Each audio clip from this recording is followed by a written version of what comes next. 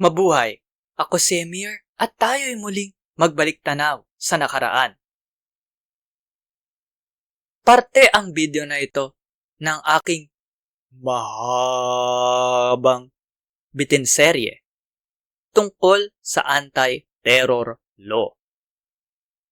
Para panoorin ang buong video, pindutin ang link na nasa end screen o nasa description. Disclaimer lang po ha, babala.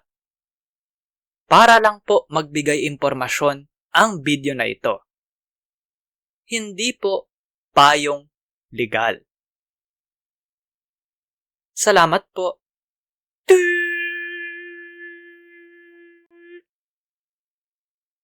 Okay po, kayo naman po ulit. Gumawa po ng video na nagkukumpara ng mga probisyon ng ATA at SC rules tungkol sa pagmamanman. Kumpara nyo po yan sa mga dinetalye ng mga video sa kanan.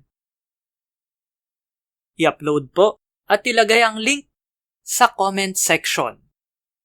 Salamat po.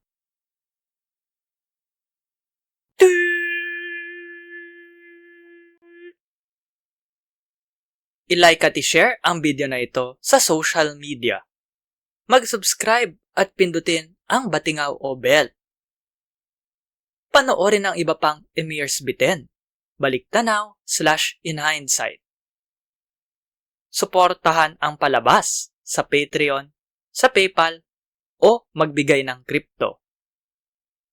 Salamat sa kapatid kong si G-G Arts para sa aking avatar. Tignan at suportahan ang kanyang mga gawa sa mga link sa description.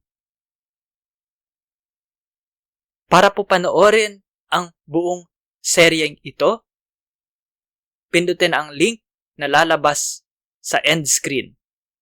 Dapat ngayon na. Maraming salamat po. Hanggang sa muli. At ingat.